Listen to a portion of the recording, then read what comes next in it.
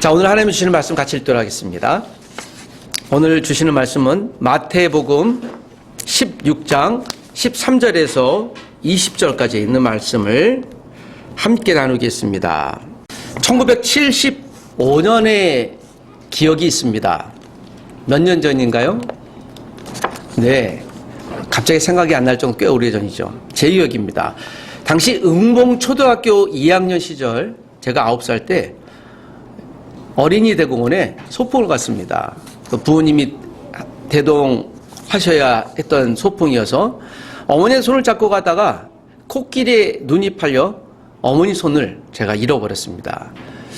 그 꼬마아이가 아주 무서우며 한참을 울고 있는데 나를 찾는 어머니의 목소리에 다시 어머니의 손을 잡았던 기억이 제가 어린이 대공원에서 갖고 있는 아주 선명한 기억으로 있습니다. 초등학교 2학년 어린아이가 갖는 그 충격이 굉장히 컸던 것 같고, 그 불안한 속에서 어머니가 다시 내 이름을 부를 때 이제 안심되는구나 하고, 그리고 한켠에서 김밥을 먹었던 요 몇 컷이 저에게는 아주 선명하게 기억이 납니다. 제가 자녀들과 제 아이들과 어린이 대공원을 갈 때마다 항상 생각나는 지점이 바로 그 지점입니다. 굉장히 불안했다는 사실과 안심했다는 사건이 제 기억에 남습니다. 물론 이후에 어머님과 또 친구들과 함께 그 소풍을 아주 기쁘게 또 풍성하게 누렸던 것을 기억합니다.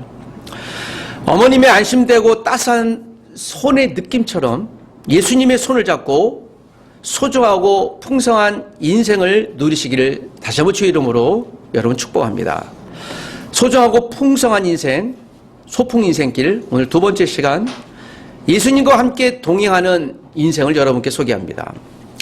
우리 모두가 예수님과 소중하고 풍성한 인생을 살아가는 방법을 오늘 저는 베드로를 통해 저와 여러분들이 배워보는 시간을 갖겠습니다. 베드로 하면 주님의 첫 번째 제자, 그리고 소위 수제자로 알려져 있고요, 예루살렘 교회의 첫 번째 목회자로 알려져 있습니다. 주님의 12제자를 대표하는 대표 주자이기도 하죠. 그런데 그가 처음엔 그러지 못했습니다. 예수님을 메시아로, 저분 정말 구세주일까, 내가 따라가야 될 당시 랍비, 지금으로 얘기하면 선생님이 맞을까? 라는 의구심도 들었던 것이 사실입니다. 오늘 가이사랴 빌립보라는 지역에서 베드로의 한 고백을 듣게 됩니다. 이 고백이 베드로의 인생을 변화시키는 전환점이 되었고, 우리 모든 성도들이 고백해야 될 성도의 표준 고백으로, 위대한 고백으로 남아져 있는 것이죠. 오늘 이 본문에 있는 말씀을 통해 베드로처럼 우리도 주님 앞에서 주님이 주시는 소중하고 풍성한 하나님의 삶의 고백을 어떻게 해야 될지를 배워보시기를 부탁드립니다. 오늘 첫 번째 메시지입니다. 13절에서 14절에 있는 말씀입니다. 같이 한번 읽어보겠습니다. 다 같이 시작. 예수께서 빌립보 가이사랴 지방에 이르러 제자들에게 물어 이르시되 사람들이 인자를 누구라 하느냐. 이르되 더러는 세례 요한, 더러는 엘리야, 어떤 이는 예레미야나 선지자 중 하나라 하나이다. 가이사랴 빌립보라는 지역에서 예수님과 제자들이, 12제자들이 같이 여행을 하다가 쉬는 과정 가운데 예수님이 제자들을 앉혀놓고 오늘 이렇게 묻습니다. 너희는 나를 누구라고 생각하느냐라고 어쩌면 뜬금없이 질문을 던지십니다. 아마도 예수님은 따랐던 제자들, 12제자들이 정말 나를 알고 있나? 물론 알고 계셨지만 그 제자들이 지금 나를, 예수 그리스도를 어떻게 인식하고 계실까? 주변의 많은 분들은 세례 요한, 엘리야, 예레미야나 선지자 중에 하나라고 얘기합니다. 그러니까 위대한 사람. 오늘 언급한 이 사람들은요, 유대인들에게는 당시 영웅이었어요. 이 로마에 저항하거나 그 시대를 점령했던 국가들에 대해서 저항해서 민족을 살렸던 사람이거든요. 사람들이 예수가 저렇게 능력을 행하는 거 보니까 우리를 구출해낼 그럴 사람이야 라고 민족의 영웅으로 생각하고 있는데 너희들은 나를 누구라고 생각하느냐라고 질문을 던집니다. 이 질문엔 예수님의 복선이 깔려있죠. 야, 제자들이 정말 나를 제대로 알고 있을까? 눈에 보이는 인간 예수님 이외에 하나님의 아들, 구원자로서 나를 알고 있을까라는 질문을 다시 한번 던집니다. 이 질문을 다시 한번 해석하면 이렇게 질문으로 변환시킬 수 있을 것입니다. 내 인생에서 예수님은 누구입니까? 여러분, 저와 여러분의 인생에 예수님은 누구일까요? 요즘에 이전 기억이 이렇게 많이 떠오릅니다.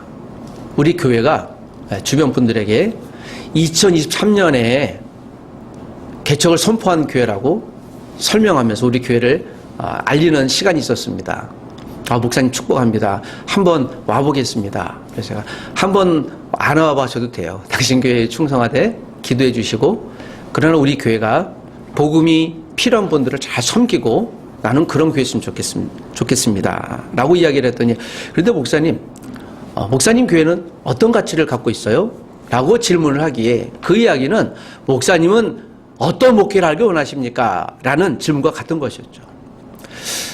그 순간 제가 대답했던 것이 그거였습니다. 저는요, 제자훈련에, 즉 교회 교육에 굉장히 관심이 많은 사람이고 기도하는 일에 관심이 굉장히 많습니다. 저는 제자훈련에 굉장히 관심이 많습니다. 지금 생각해보니 거의 20년이 됐어요. 제가 사랑하는 한 제자가 있었는데, 제자행역을 했던 20주 정도 되는 과정을 아주 신실하게 했던, 지금 아주 친구처럼 지내고 있는 제자인데요. 그 제자가 그렇게 저한테 그 당시 물었습니다. 목사님, 제자 훈련시켜 너무 감사합니다. 그러면서 목사님 혹시 돌아가시면 무덤의 명패에 뭐라고 써줄까요? 뜬금없이 얘기해서, 야, 벌써 내가 죽기를 바라니 그건 아닌데요. 왜냐하면 우리가 인생에서 마지막 세상을 떠난다면 우리가 그 묘지에, 묘패에 쓰는 어떤 글귀가 있잖아요. 서로 이제 그런 시간을 재미있게 나눴습니다. 그때 제가 했던 말이, 제자훈련을 하다가 세상을 떠난 목사, 나는 이렇게 써줘 라고 대답했던 기억이 있습니다. 그게 저의 정체성이죠. 20여 년 전에도 제가 제자훈련에 강조를 뒀는데 지금도 그러니, 목사님은 저기에 굉장히 관심이 많구나 라고 생각해 보시면 되겠습니다. 저는 여러분들, 여기에 있는 어린 아이부터 시작해서 모든 분들이요, 예수님을 잘 알아가시면 좋겠어요. 이것이 제가 갖고 있는 최고의 가치입니다. 그것은 결국 성경을 잘 가르치는 것과 같은 것이죠. 성경을 잘 알 때 저와 여러분의 인생이 하나님의 뜻대로 살아갈 수 있기 때문에 그렇습니다. 그러나 그건 제 경험입니다. 제가 목회에 방점을 두지만 그것만이 옳다라고 얘기하지 않아요. 한 분 한 분들 갖고 있는 가치가 있고 우리 교회를 향한 뜻이 있고, 그러면 이제 그것을 모아서 그렇게 가겠죠. 우리가 아는 예수님의 경험은 다 달라요. 저는 제가 그것을 강조하지만 그것만 옳다고 얘기하지 않습니다. 목사님, 이것도 필요하지 않습니까? 그렇죠. 그러면 할 거예요. 이것이 교회거든요. 공동체거든요. 각각의 경험이 다 다른데요. 제가 아는 어떤 분은 위에 북한에 숨은 그리스도인들에게 복음을 전하거나 돕는 일들을 아직도 하세요. 어떤 선교회가 있습니다. 그러면서 보안 때문에 어떤 일을 어디서 했는지 얘기하는 거 굉장히 조심스러워서 말씀을 드리기는 좀 난감하지만, 북한에 있는 숨은 그리스도인이 지금 한 20만 명 안팎 정도 된다고 얘기를 해요. 1900년 초에 평양에 또는 굉장히 많은 그리스도인이 있었을 때 아직 남아있는 그리스도인이죠. 그리고 한국전쟁 이후로 대부분의 이 그리스도인들이 남한으로 내려왔어요. 이 공산당의 핍박에 의해서. 그리고 만든 교회들이 뭐 영락교회, 충영교회, 그런 교회들이죠. 그래서 한국의 많은 교회들이 그 6.25에 또 공산당에 의한 그 핍박과 아픔이 있어서 지금도 이 공산주의에 대한 아주 혐오가 있죠. 자, 그런 배경 속에서, 그러나 여러분, 지금도 아마 오늘도 그랬을 거예요. 북한 숨은 그리스도인들은 어느 강가에 나와서 김일성 찬각 곡에 맞추어 찬송과 가사를 넣고, 오늘 우리가 불렀던 찬송가 26절처럼 찬송을 하고 설교도 하고요, 헌금도 해요. 제가 들은 이야기로는 남한 교회를 위해서 헌금도 합니다. 남한의 선교를 위해서. 심지어는 남한 교회가 너무 편리해지니까 남한 교회가 방종하지 않도록, 편리에 빠지지 않도록 기도라는 내용을 이렇게 쪽지로 저도 전해듣고요. 생각이 다양해지는 거죠. 어찌 이럴 수 있을까? 그런 현지인 이야기를 들어봤습니다. 남한에서 원래 찬송곡에 맞추어 찬양한다. 자, 우리 이 남한에서는 그냥 자유롭게 하잖아요. 찬송하는데 무슨 제약이 있나요? 여러분, 그러나 상황은 다르지만 그들이나 우리나 하나님을 찬양하고 예수님을 믿고 성령을 믿습니다. 예수님의 제자 마태가 예수님이 하셨던 세 가지 주요 사역을 마태복음 4장 23절에 우리는 잘 아실 텐데요. 가르치고 전파하고 치유하셨다. 이것이 우리가 예수님의 정체성을 알고 있는 세 가지 중요 이유입니다. 아, 그분이 그런 일을 하셨구나. 우리도 그런 일을 해야 될 줄 믿습니다. 그런데 예수님이 가르치고 전파하고 치유하셨는데요. 자, 여기까지. 그리고 오늘 베드로가 예수님이 참 좋은 일을 하시는 분이구나. 의미 있는 일을 하시네. 그런데 12 제자들의 생각 가운데 어떤 생각을 하고 있었을까? 예수님이 그걸 알고 싶었던 것입니다. 너는 나를 누구라 생각하느냐?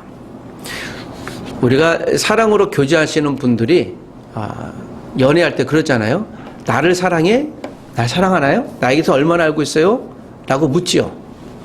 뭐 그걸 또 말로 해서 알아? 라고 그러다가 파혼 납니다. 계속 확인해 줘야 돼요. 때로는 선물도 주죠. 장미꽃도 주고. 사랑 안 해서 그런 거 아니죠. 확인하는 거예요. 여러분, 사랑은 평생토록 확인합니다. 확인하는 과정이에요. 오늘 우리 주일날 모여서 예배하는 것도 하나님, 우리 사랑하는 거 알잖아요?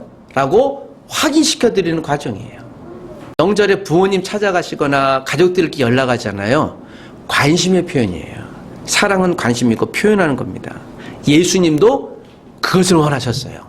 너희는 나를 누구라고 생각하느냐? 주님이 가이사랴 빌립보에서 제자들에게 알고 싶었던 것 같습니다. 내가 인간으로서 예수인가 아니면 하나님의 아들로서 예수를 여러분들이 믿고 있는가에 대한 관심이었던 것입니다. 예수님이 지금도 이 자리에서 다시 한번 우리에게 묻고 계시면 뭐라고 대답하시겠습니까? 너희는 나를 누구라고 생각하느냐? 제가 차를 탈 때 운전하는 시간을 제가 공부하는 시간으로 삼습니다. 제가 그렇게 작정을 해서 저는 이제 불교 방송하고 이슬람 방송을 자주 듣습니다. 이분들은 어떻게 예배를 하고 무엇을 추구하나? 제가 고정 채널에 맞춰놓은 이제 불교 방송에서는요, 주지께서 이제 설법을 하시는데 이렇게 얘기해요. 불교 교역자는 예수님이 인류의 구원자로 오셨다라는 성경의 이야기를 압니다. 그분도 성경을 이렇게 읽어보셨나 봐요. 그런데 그분은 그 사실만 인정할 뿐이지 그 사실에 다 동의하지 않는 거죠. 그러면서 이 이제 설법을 다른 것을 이제 해나갔는데 그 내용은 기억은 안 나는데 요한 토막이 지난주에 기억이 납니다. 자신에게 다른 종교에 대해서는 그렇게 인정하는 거예요. 그러니까 상대적인 걸 인정하는 것이죠. 이제 그분의 입장에서. 여러분, 그러나 종교는 상대적이지 않아요. 종교는 진리를 찾습니다. 모든 종교는 간으로 들어가면 나만 옳다예요. 내 것을 믿으라는 거예요. 이것을 진리라고 얘기하는 거죠. 성경은 믿음에 관해서 절대적이라고 얘기하고 예수님도 그렇게 얘기하세요. 나도 좋은 사람인데 다른 사람도 좋아, 다른 신이 있으면 믿어라고 얘기하지 않았습니다. 그 하나님이 이 땅에 오실 필요가 없었던 것이죠. 우리가 각자가 갖고 있는 생각은 존중할 필요성이 있지만 그러나 여러분 기억하십시오. 진리는 세상의 하나입니다. 예수님이 제자들에게 그 이야기를 질문한 것입니다. 너희는 나를 누구라고 생각하느냐? 앞으로 결혼하실 분들도 그렇지만 여러분, 우리가 미래 배우자를 몇 명이나 두겠습니까? 여러분, 결혼을 대상자, 배우자를 몇 명을 두나요? 한 명만 두는 이유는 무엇입니까? 인간의 본성 가운데 그것이 기준이에요. 옳다라고 생각하기 때문에 그래요. 내가 한번 해보고 아니면 여차하면 그냥 갈아치우겠습니다. 이건 결혼 못합니다. 이건 결혼이 아니죠. 심지어 나가서는 그것을 이제 방종한 것이죠. 한 사람을 향한 사랑이에요. 이것을 우리가 진리라고 믿습니다. 하나님에 대한 관심도 마찬가지입니다. 우리 모든 사람이 각자가 만난 예수님에 대한 평가가 다 달라요. 그렇지만 다룰 수 없는 믿음은 있는데요. 유일한 믿음은 예수님이 우리의 구원자, 구세주라는 고백입니다. 메시아라는 고백이죠. 우리가 세상에 있으나 세상에 빠져 있으면 안 될 이유가 여기 있는 것입니다. 예수님이 제에게 그렇게 물었습니다. 그리고 그 제자도 이렇게 대답을 합니다. 여러분, 두 번째, 드디어 베드로가 한 이 고백, 오늘 설교의 핵심 메시지도 같습니다. 15절에서 19절인데요. 16절 한 절만 같이 읽습니다. 너희는 나를 누구라고 하느냐라고 했을 때 베드로가 먼저 나서 이렇게 고백했습니다. 16절 다 같이 시작. 시몬 베드로가 대답하여 이르되 주는 그리스도시요 살아계신 하나님의 아들이시니이다. 그렇습니다. 여러분 이 고백을 반드시 기억해 주시길 부탁드립니다. 주는 누구라고요? 그리스도. 이 고백이 중요한 거예요. 메시아라는 거예요. 기름 부음 받은 자라는 뜻이거든요. 이 메시아는 우리가 얘기하면 구원자라는 뜻인데요. 우리 인류를 죄에서 구원하신 유일한 분이라는 뜻입니다. 지금 현재 이스라엘 사람들은 2023년에도 이 그리스도를 기다려요. 아직 안 왔다고 생각하기 때문에. 그분은 오실 거야 라고. 그래서 우리 이스라엘을 전 세계 다윗처럼 통치한 국가로 만들 거야. 그래서 철권 국가를 기다리는데 이제 곡해한 거죠. 그러니까 그분들이 예수님을, 하나님을 좀 잘못 믿고 있는 거죠. 또 안타까운 분들입니다. 복음이 필요한 분들인데요. 이 당시부터 지금까지 그래서 예수님이 물어본 거예요. 그 그리스도를 정말 나로 믿고 있는가? 이때 마침 여러분 16절에 누가 대답했습니까? 이 대답을? 예, 베드로가 대답했습니다. 여러분 우리 베드로의 성품을 알죠? 베드로가요 굉장히 성급했어요. 어부어서 그런지 모르지만 세상 사람들은 나는 영을 알지만 너희는 나를 누구라고 하느냐? 이때 베드로가 주님! 저요! 하고 손들었지 모르겠어요. 근데 제일 먼저 베드로가 손들고 얘기합니다. 제가 이 광경을 보니까 야 베드로는 참 나대기 좋아한다. 참 죄송한데요. 오지랖이 넓구나. 그리고 사복음서를 보면 항상 베드로가 먼저 대답하는 광경이 자주 나와요. 그리고 주님 앞에 홍군형 나는 내용도 굉장히 많습니다. 그러니까 실수를 많이 했던 사람이에요. 못 먹어도 고 일단 합시다. 뭐 그런 사람이었던 것 같아요. 그런데 놀랍게도요. 베드로가 이 고백을 하니까 17절에 뭐라고 하세요? 예수께서 대답하여 이르시되 바요나 시모나, 베드로의 원래 이름이에요. 내가 복이 있도다. 이를 내게 알게 한 이유는 혈육이 아니요 누구라? 하늘에 계신 아버지라고. 하나님이 너에게 알려주셨는데 너가 알았구나 라는 거예요. 굉장히 큰 칭찬이죠. 심지어는요 19절에 내가 천국 열쇠를 너에게 주리니 내가 땅에서 무엇이든지 매면 어디서도 하늘에서도 매일 것이요 내가 땅에서 무엇인지 풀면 하늘에서도 풀리리라. 이건 이제 로마 가톨릭을 믿는 신봉하시는 분들은 그래서 베드로가 하나님의 절대 권위자로 알고 이제 교황으로 추앙하는데요. 이제 좀 이거 왜곡된 신앙인데 천국 열쇠를 베드로에게 준 게 아니라 모든 이 고백을 하는 모든 성도들에게 주신 거예요.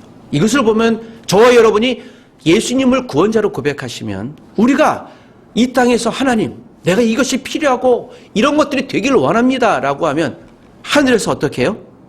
매일 것이라고 풀릴 것이라고. 이건 위대한 약속이에요.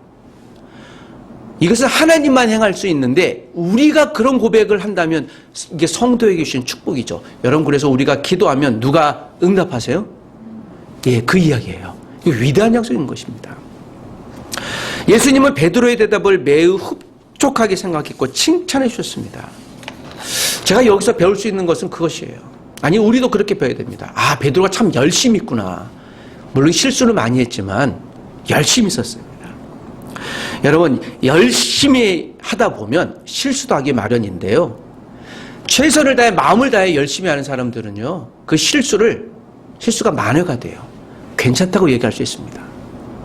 물론 의도적으로 갖고 실수를 반복하면 문제가 되겠지만, 그러나 주님 열심을 하나님을 섬기고 하다가 문제가 되어지면 괜찮다고 얘기를 할 수 있습니다. 여러분, 그래서 우리 기독교는요, 과정의 종교예요. 결과가 어떻게 해서 결과만 잘 나오면 되지? 아니에요.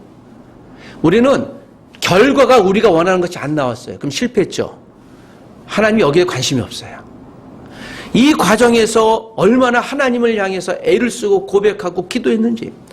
우리가 언젠간 누구를 위해서 전도할 시간도 있을 텐데 열심히 전도하고 밥 사주고 기도하고 했는데 이분이 교회 안 나온대요. 우리가 실패했나요? No, 그렇지 않아요. 하나님 이 자체를 기뻐하시는 거예요. 우리가 이 과정에서 기도도 하지 않았는데 우리가 풍성한 금덩어리가 있어요. 내가 기도도 안 했는데 너무 좋은 것이 막 와요. 성적도 잘 나오고 갑자기 있는데 로또 당첨되고. 제가 그랬잖아요. 로또는 사행성이라 그거는 공개적인 국가가 인정한 범죄라 그랬잖아요. 이건 사행성을 인정해요. 공식적인. 이 이야기는 중독을 국가가 인정하겠다. 그래서 여러분 그리스도인들은 이것에 대해서 동의하지 않잖아요. 불로소득이기 때문에. 기독교는 과정의 종교입니다. 우리가 열심히 밥을 했습니다. 열심히 밥을 하다가 밥을 태워 먹었어요. 여러분, 왜 밥을 이따위 했어? 요새 뭐 그러진 않겠지만, 여러분 그것을 갖고 해주신 분의 정성과 마음이 있으므로 감사한 거예요. 기독교는 과정의 종교입니다. 우리가 과정 없이 혹 좋은 것이 올 때는 의심해 보라고 말씀드렸어요. 내게 아닐 수 있는 확률이 많기 때문이에요. 오늘 베드로가 이 과정에서 실수를 정말 많이 했으나, 베드로가 이 과정에서 자기도 몰랐겠으나 주는 그리스도시요 살아계신 하나님의 아들입니다라고 고백할 수 있었던 것은 일상에서 예수님에 대한 고민, 하나님에 대한 거룩한 사랑이 늘 있었기 때문입니다. 베드로의 미래를 축복하는 예수님의 예언적인 말씀이에요. 야, 그가 땅에서 무엇인지 구하면 하늘에서 맬 수 있다니, 이런 위대한 사람으로 우리도 그럴 줄 믿습니다. 그래서 여러분 이 말씀을 우리 자녀들에게 가르쳐 주십시오. 예수님을 구원자를 알고 믿는 것에 하나가 되는 삶을 살 때 하나님이 우리에게 해주시는 풍성한 것을 누릴 수 있을 것입니다. 이것을 우리 자녀들에게도 양육해 주시면 얼마나 좋을까요? 그 대표적인 사람이 디모데가 있습니다. 저는 이 디모데가 정말 부러워요. 디모데는 그의 인생을 보면 할머니 또 어머니 로이스와 유니게에게서 신앙 양육을 잘 받았어요. 디모데는요, 아주 특별한 위대한 큰일을 했다는 나오지 않아요. 그런데 에베소 교회 목회를 하고 바울 옆에서 바울을 돕고 하는 그 정도 나오는데요. 디모데가 위치를 보면 중요한 위치에 곳곳에 역할을 감당해요. 에베소나 또는 안디옥에서도 그렇고요. 이런 데서 디모데가 역할을 합니다. 그리고 바울이 디모데에게 도움도 많이 청하고 위로됐다는 사람으로 알고요. 내 영적인 아들이라고까지 얘기를 합니다. 디모데가 그렇게 될 수 있었던 이유는 그거예요. 바울이 디모데를 선택할 때, 와, 이 사람은 정말 하나님의 영이 충만하고 쓰임받겠다라고 그를 처음 본 순간 픽업했어요. 그가 어떻게 그렇게 됐을까? 디모데는 그의 할머니와 어머니에게 감사해야 돼요. 그러나 우리가 이것을 배워야 될 것이죠. 디모데 후서에서 자기 스스로에 대해서 고백했던 내용이 이렇게 나옵니다. 앞에 혹시 보이시나요? 디모데 후서 3장 14절에서 17절까지인데 그 일부를 얘기하면 이런 말씀이 있습니다. 그러나 너는 배우고 확실한 일에 거하라. 너는 내가 누구에게서 배운 것을 알며, 즉 너희 어머니, 할머니가 너를 가르쳤는데 또 어려서부터 성경을 알았나니 성경은 능히 너로 하여금 그리스도 예수 안에 있는 믿음으로 말미암아 구원에 이르는 지혜가 있게 하느니라. 모든 성경은 하나님의 감동으로 된 것으로 교훈과 책망과 바르게 함과 의로 교육하기에 유익하니 이는 하나님의 사람으로 온전케 하며 모든 선한 일을 행할 능력을 갖추게 하려 합니다. 능력이라고 얘기했어요. 여러분, 우리가 하나님 앞에 우리 자녀들이 위대한 사람이 되기를 원하십니까? 부탁드리는데요, 성경을 잘 가르치십시오. 이것은 단순히 종교 교육이 아니에요. 우리가 성경을 알아갈 때, 성경을 암송할 때, 배울 때 이 아이들이 이것을 먹고 자라요. 그런데 이 성경은 하나님 그 자체라고 얘기할 수 있어요. 하나님의 영이 계속 이 자녀들에게 들어가는 거죠. 그래서 아이들과 함께 찬양하거나 또 말씀을 나눌 때, 제자 훈련을 할 때, 우리도 지금 주일날 와서 예배하잖아요. 다 보는 거예요. 우리 성인들도 마찬가지입니다.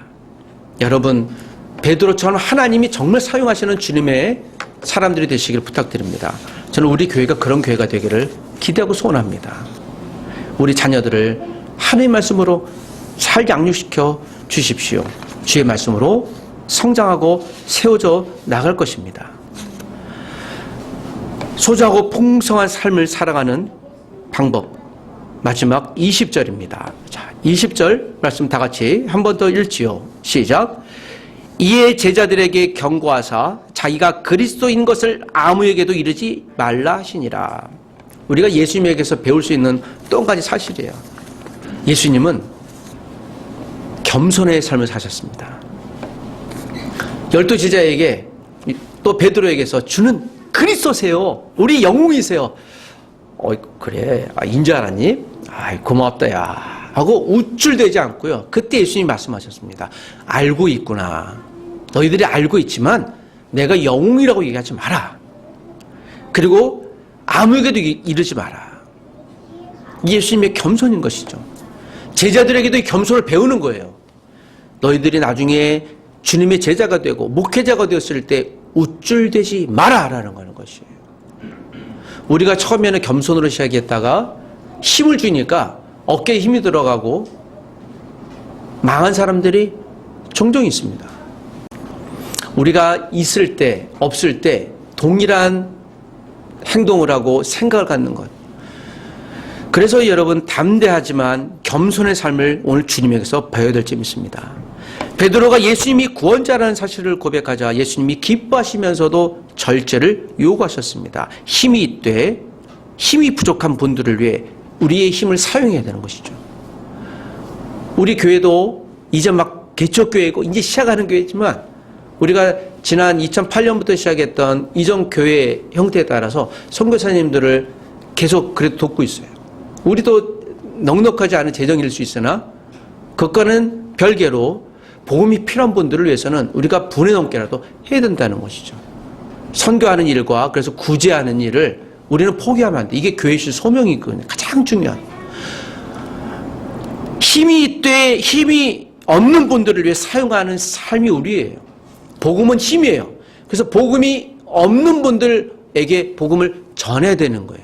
제가 지난주 국회계양대 기도 모임했던 3명의 중학교 2학년 아이들을 말씀드렸잖아요. 3명의 아이들이요. 위대한 일을 한 거예요. 한국에서. 청소년이 위대하다고 제가 말씀드렸잖아요. 힘이 있을 때 힘을 절제하는 사람들을 하나님이 사용하시는데요. 한 커플이 있었습니다. 그 커플 중에 자매가 제가 아는 친구인데 결혼을 앞두고 있었습니다. 이 커플이 영화관에 갔습니다. 밤 늦게 갔는데요. 사람이 많지 않아서 영화관 입구에서 표를 사려고 표를 매표 직원에게 문의를 하는데요. 매표소 직원이 김밥을 주고 얼른 먹고 있었나 봐요. 입에서 이제 앙그장거지 이렇게 먹고 있었던 거죠. 급히 보고 막 삼키려고 하는데요. 이 남자친구가 여자친구와 더불어 잠깐 딴 곳을 보면서요. 한 30초 정도를 기다렸어요. 이 매표소 직원이 당황하지 않도록 빨리 음식물을 다 먹을 때까지 좀 기다려준 거죠. 그러고 나서 이제 좀 대화할 수 있겠구나. 그리고 매표소 직원에게 표를 갖고 영화를 봤습니다. 아무 일 없다는 뜻인지 입장하고 영화를 봤죠. 결혼을 결정한 자매가 형제를 소개하면서 결혼을 결정한 결정적인 이유를 말해 주었을 때 바로 그 상황을 얘기했습니다. 남자친구가 누군가를 배려하는 모습을 보는데 예수님의 모습이 보이더라고요. 그래서 제가 그랬죠. 옳다구나. 정말 잘 결정했다. 물론 지금도 뭐 잘 살고 있는 거 제가 알고 있는데요.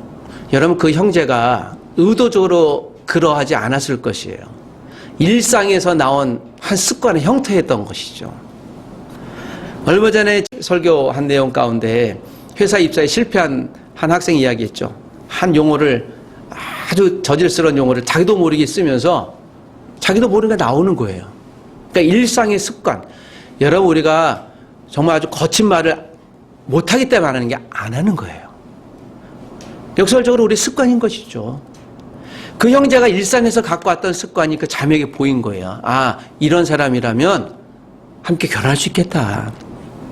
그게 결정적인 사건이 됐다면 우리도 일상에서 보여지는 그 습관이 바로 우리라고 볼 수 있을 것입니다. 내 시간이 소비되지만 상대방을 위해서 기다려주는 삶의 태도, 지나온 수많은 과정의 시간이 거의 28구년의 그 삶의 순간에서 누군가를 위해 기다려주고 배려주었던 그 형제의 모습이 일상의 모습이 되어 오늘 그 순간에 하필이면 그 30초의 시간에 드러난 것이죠. 여러분, 결정적인 건 짧은 순간이에요. 여러분, 자동차가 아무리 크고 작도 상관없이 그 자동차를 가게 하는 단 한 가지는요, 자그마한 열쇠는 하나뿐이에요. 문제를 푸는 건 하나예요. 우리의 인생의 모든 문제를 푸는 건 내가 할 수 있지만 하나님 풀어주십니다. 예수님은 베드로와 제자들에게 당대 기다리던 영웅으로 나를 보지 마라. 나는 메시아인 건 분명하나 지금 말하지 마라. 예수님이 십자가에 달려 죽고 나서 제자들이 예수는 메시아였다고 얘기를 해요. 예수님은 바보가 아니에요. 능력이 있었으나 힘이 있었으나 그의 제자들이 예수님이 다 이루고 나와서 세상에서 가시적인 육체적인 대접을 받지 못하는 영적인 상태에서야 제자들이 예수를 메시아라고 추앙하고 믿고 지금도 우리에게 이 말씀을 전하고 있지 않겠습니까? 베드로전서 그 베드로가 썼던 5장 5절에 보면 이런 말씀이 있습니다. 젊은 자들아, 이와 같이 장로들에게 순종하고 더 서로 겸손으로 허를 동이라. 하나님은 교만한 자를 대적하시되 겸손한 자에게 무엇을 주십니까? 은혜 주십니다. 베드로가 스스로에게 했던 말씀인데 또 한 번 하시죠. 겸손한 자에게 은혜를 주시는데 교만한 자를 대적하신다. 여러분, 이 말씀을 기억하며 또 이번 한 주가 주님이 주시는 소중하고 풍성한 인생을 살아가는 겸손하지만 담대히 예수 그리스도를 증거하고 나는 그리스도인입니다. 나는 우리 참빛당교회 성도입니다.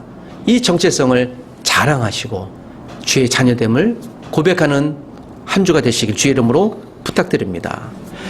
여러분의 인생을 힘껏 응원하고 축복합니다.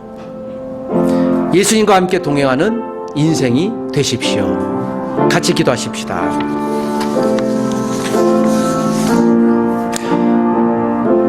사랑하는 주님, 예수님과 함께하는 인생으로 살고 싶습니다. 하나님이 내게 주신 소중하고 풍성한 인생이 주님의 빛을 내는 인생이 되게 도와주옵소서. 우리의 자녀들의 인생이 주의 빛을 내는 인생이 되게 도와주옵소서. 예수님이 나와 우리의 인생을 소중하고 풍성하게 응원해 주시는 것을 믿고 감사합니다. 믿음을 가지고 담대하게 세상을 향해 살게 도와주시되 하나님 앞에서 겸손으로 살게 도와주시고 겸손으로 허리를 동일 때 하나님의 생각지 못한 풍성한 은혜가 우리 자녀들과 이 말씀을 들었던 모든 가족들에게 임하게 하여 주시옵소서. 예수님의 이름으로 기도합니다. 아멘.